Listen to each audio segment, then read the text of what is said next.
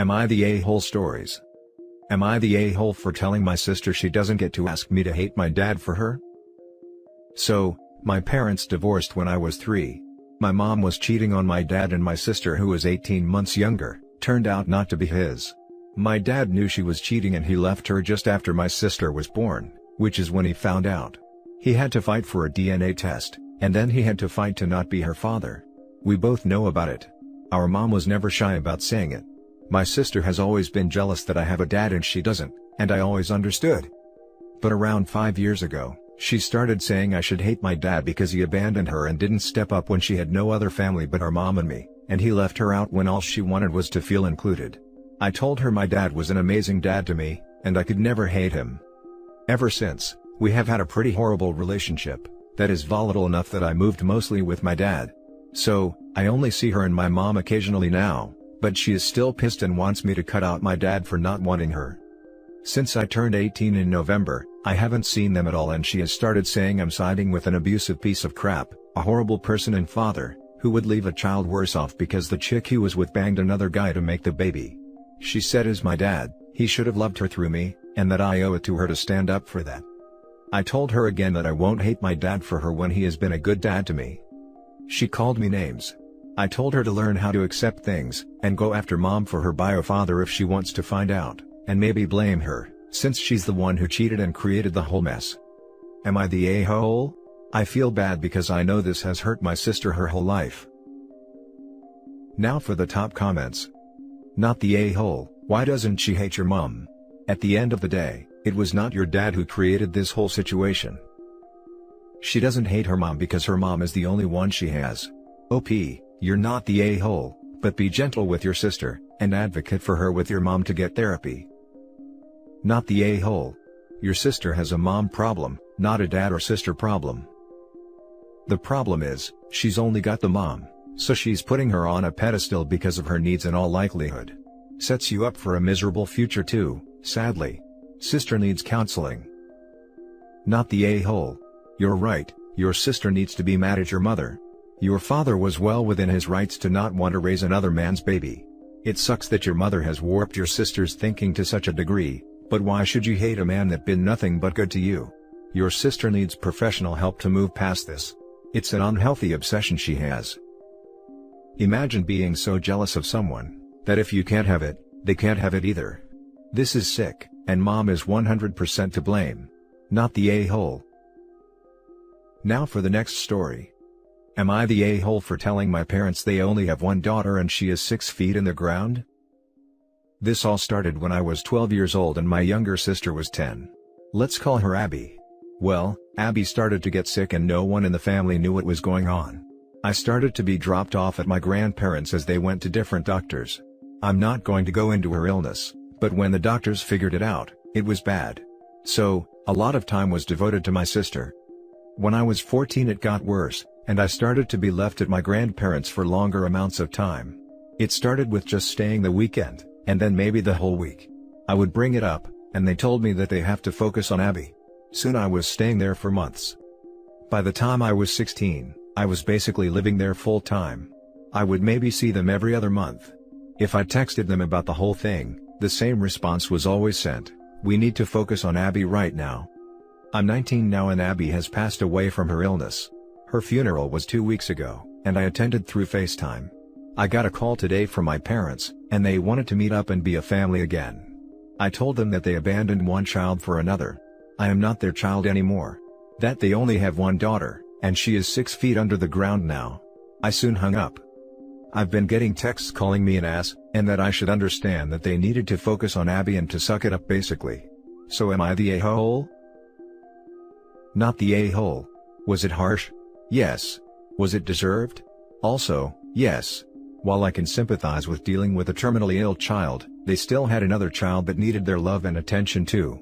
A child that was losing her little sister, probably scared, and lonely, and then freaking abandoned for 7 years. Yes, Abby needed them. But you did too, and they failed you miserably. And they failed Abby too, who might have enjoyed a relationship with her sister in the few years she did have to live. And they failed Abby too, who might have enjoyed a relationship with her sister in the few years she did have to live. This is what I keep coming back to. It's unconscionably cruel to keep two siblings from spending time with each other, while one is dying. Not the a-hole. As a parent who had a terminally ill child, I made sure that my other kids still knew that I loved them, and even organized people to sit with my child in hospital while I spent quality time with my other kids. It's hard being a parent knowing that your child is going to die, but you don't ever push away your other kids. I'm so sorry that you were abandoned by your parents, and I'm sending you huge hugs and love right now. You have every right to be angry at them, and don't let anyone else tell you otherwise, as none of them were in your shoes. Take time to grieve for your sister and your lost relationship, and most importantly, please be kind to yourself. You do matter. This is good advice. Hugs to you, OP. I'm sorry for all you have lost. Not the a-hole. While having a seriously ill child is challenging and will often take priority, it doesn't give your parents license to simply send their other child away and stop parenting them. They abandoned you, and now that your sister has passed away, they want to rug sweep their behavior and play happy family. It's completely understandable that you do not want to have a relationship with them. Therapy may be beneficial for you to process losing your entire immediate family. They need to respect your boundaries. Sorry for your loss and good luck. They're treating her like a book they left on the nightstand. Now, 7 years later, they want to pick it up and go, "Alright, where did I leave off?" You can't do that with people. The next story is titled, "Am I the a-hole for breaking a child's heart for money?" Sorry, it's my first time posting because I'm really desperate and need advice. Also, English isn't my first language, so sorry about that too. I'm 23 female, babysitting since 2 years ago for a single mom. She paid me fair for this, and for 1.5 years, I was babysitting 2 times a week for her child, 5, and in the last half year, it was 3 times a week. The father of the girl was never in the picture, and she had multiple babysitters since she was very little. Because her mother works every day like 10 hours or more, she works in a very stressful, but very well-paying job in the finance world. She doesn't see her much. She had like 3 babysitters before me, and now it was only me and another one. At first, she didn't like me, and always cried about everything and threw tantrums. But after months of me comforting her while also setting rules, she started loving me, and I really love her. But her mother gave me more and more to do. First, it was 2 times a week for 4 hours in the afternoon. But since 6 months ago, it was 3 times a week for 6 hours. I'm studying to become a teacher, and I didn't need the extra hours or money, but I needed more time for studying. This semester, my university expected all students to go into schools and experience the real lessons and daily life. My school was very happy with me helping out a few times, and they offered me a job. Whenever a teacher would be ill, which happens nearly every day because it's a big school, I could get a call, and they would ask me if I wanted to take the lesson, but I could also say no. They would pay me €10 for an hour more than my babysitter job. I really hesitated at first, but it would be also better for my future, so I decided to do so. When I told the mother of my babysitted child about it, she screamed at me and cried. She said that since her child now loves me and accepted me, it was heartless and cruel for me to go. And that I'm breaking a young girl's heart only for money, and maybe she will have trust issues because of this. I was shocked and really sad, and I felt guilty. I called my mom to talk about this, and while she agreed that it's better for my future to take the job at the school, she also said that she wouldn't do it because a child is always more important than money. Now I feel like a heartless monster, and don't know if I'm the a-hole for this. I agree that a child is more important than money, but I don't know. It's not my child, and I don't know if this is an a-hole move. Now for the top comments. Not the a-hole, the mom sounds manipulative. You have to set boundaries and put yourself first here. You have to set up your future. You don't want to be working for this lady forever, right? OP needs to read this. She's being emotionally manipulated into keeping her job as a babysitter. But there is no future in that job. That mom is using her child to prevent OP from leaving. OP, please leave. It's sad for the kid, but it will also be a lesson. Sometimes people come and go in life, and she can still see you occasionally. You're not abandoning her. You are making sure that you have a future. Hey, so yes, I really read a lot of comments and I couldn't see it from the start, but I see now that this is very manipulative behavior from the mother. I really feel for her, because it's often hard as a woman to have a career and a child, and this girl is so sweet, but you all are right. I will take this job and try to enjoy it the most. Thank you all very much for your help. Not the a-hole. Kids grow attached to babysitters, and this mom was attached to your convenience. You're studying to be a teacher, take the teaching job. Mom needs a nanny and to grow up. Exactly. There are plenty of people who do this as a long-term career, but I guess it's cheaper to hire a student babysitter, and then try to manipulate them into staying long-term. Even when you know up front they are training for a different career. Not the a-hole. The mother definitely is. It's really hard being a single working mom, but you cannot blame an innocent bystander. You did your best. It was always going to be a temporary arrangement, either you would graduate or the child would no longer need a sitter. You could always decide to stay in touch with the child if you and the mom both think that's important. I did with a family where I babysat. I still go to birthdays and stay in touch. Congratulations on your new job. Thank you. I will message her that I would love to see my babysitted child a few times a month, but not for paid babysitting, only for spending time together. And thank you. I can't quite be excited for the job yet, but hopefully it will come. Edit. I read a lot of comments, but I can't answer every single of them. First of all, thank you for the bottom of my heart for all the messages. It's very kind of you and I feel not so guilty anymore. So, I will take this school job. Due to COVID, the mom works from home and I wrote her some good nanny and babysitter agency. I will babysit for the next 4 weeks, if it's necessary due to mom being at home, and will slowly talk and adjust the girl to me not being around anymore. I will not work for them past this 4 weeks, but I said that occasionally, like 2 or 3 times in a half year, or something like that, I could visit them both, when they are home together. I asked my mother why she isn't supportive of me, and she said that's because she can empathize with the mother, due to the fact she was a single mother as well, but I didn't have any babysitter though. But she said she was sorry and will try to be supportive. Thank you everyone. And now for the last story. Am I the a-hole for not letting my son's former fiancée see him? I have a deceased son named Adam and he passed away 2 months ago. He was only 21 years old and was suffering from a chronic heart condition. He introduced me to his then girlfriend when he was 19, and told me they were expecting a baby and wanted to get engaged. I supported them with all I could, although I still helped with medical expenses.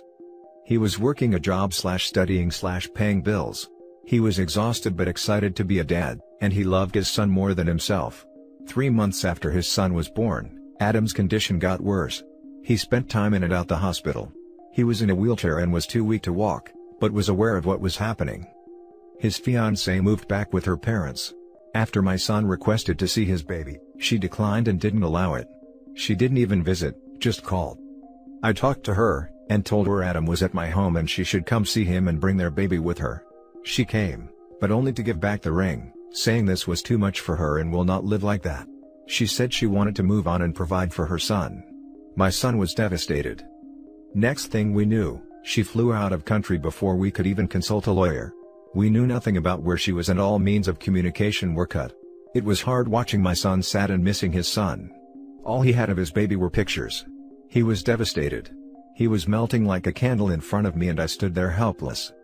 I got him a medical device because he had trouble breathing on his own and 2 months ago, he was admitted to the hospital. He had late-stage heart failure and was on a vent machine. The doctor was honest with me and said that Adam was too weak for another surgery.